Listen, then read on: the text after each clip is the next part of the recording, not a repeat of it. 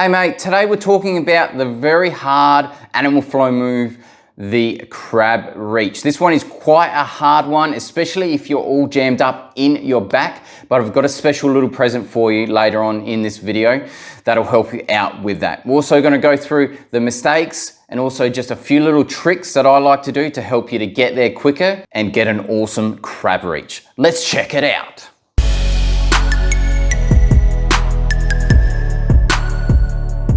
Hi mate, this is Adam and I help you return to the gym and stay there. So we're talking about the crab reach. So the biggest problem you're gonna come across in trying to get your crab reach is your hip and your T-spine mobility. But luckily for you, I've got a specific video for you. If you find that you're really jammed up in the spine and you just can't get your chest up through your arms, please check out my thoracic spine foam rolling video. If you've got a jammed up upper back, this is gonna be such a significant thing for you. If you just get that loosened up, you're gonna make it a whole lot easier to get this crab reach. So to be able to get your crab reach, we need to be able to do a good crab, okay?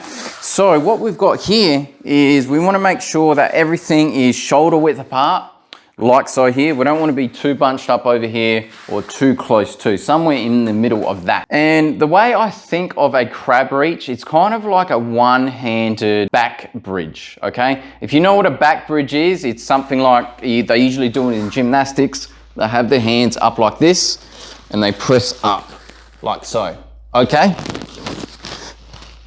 As you can see for that, you need to have really good spinal mobility and really good hip mobility to be able to do that. And the crab reach isn't that much different, okay? Before we go through some of the progressions and the mistakes, let's actually go through what a standard crab reach looks like. So if you've got your crab all good, like so, you're all bunched up, like that, big chest, and you just got that butt hovering just above the floor. What we're doing essentially is we're going up on one arm and driving our hips all the way up to the sky, okay?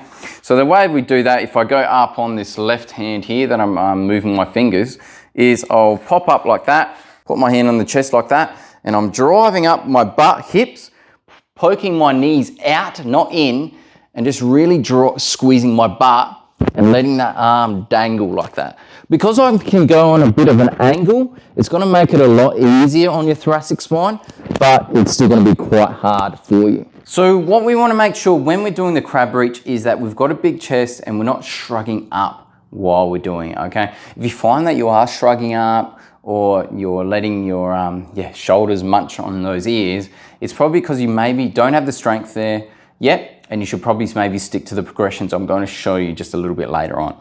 So what I mean by bunching up is when we're doing a normal crab, we want to make sure that we're up like that, not slouching like so. Because when we go up like that, it's going to make it a lot harder to get that nice arch, because we've got to push through, bring that chest through our body and be able to dangle that arm back there, okay? Another mistake that we do that does pop up is just not watching what the knees are doing, okay? So when we're pressing up like so, we want to make sure that these knees are popping out as we're reaching up. We don't want them folding in as we're pressing up there.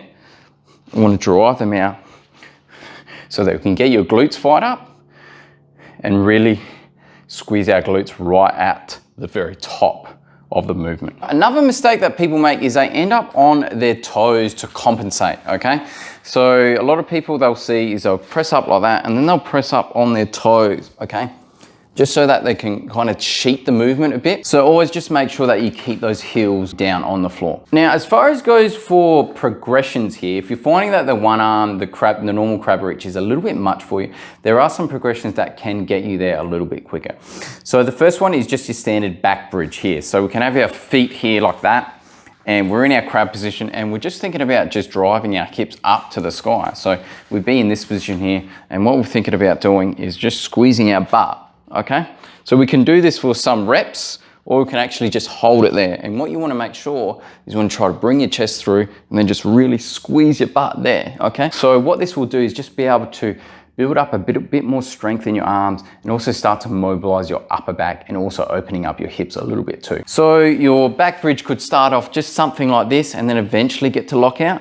Once you get to lockout and you start to build a bit more strength in your arms and your legs, you can eventually start to try to turn into that slowly getting into that lockout there of that crab bridge, okay? So you can just start out by keeping your hand on your chest and then driving that up. Once you get even more confident, you can start to bring that arm over and just letting that dangle over your head and spend a bit of time in there. Okay, so there you go. There's my little video on how to do a crab reach. So make sure you play around with those progressions and also check out my thoracic spine foam rolling video so you can get the right mobility.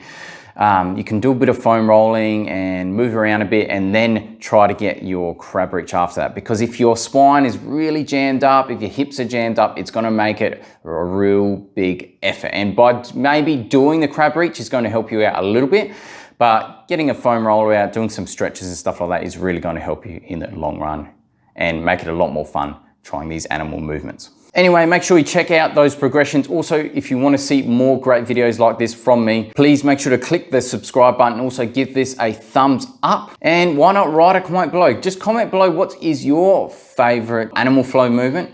And I could even make a video just like that in the next couple of weeks on how to do it and show you some tips and tricks on how to make it better or make it easier for you. Anyway, that's it from me. My name's Adam and I help you return to the gym and stay there.